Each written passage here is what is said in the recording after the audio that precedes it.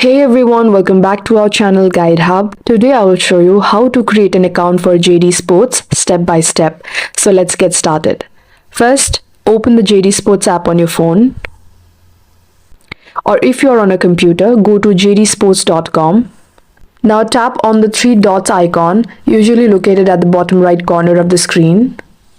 And tap on the account icon, usually at the top right. If you already have an account, then simply log in with your credentials.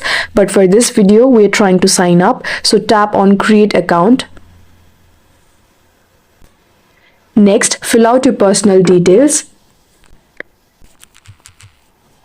your email address, then your password. Make sure your password is strong and secure. Re-enter your password to confirm it. And your telephone number. Now type your address and then tap continue. For billing address as well, tap continue.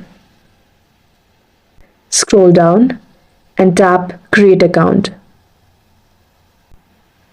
And that's it. You have successfully created your JD Sports account. Now you're ready to shop for the latest sneakers, clothing, and more.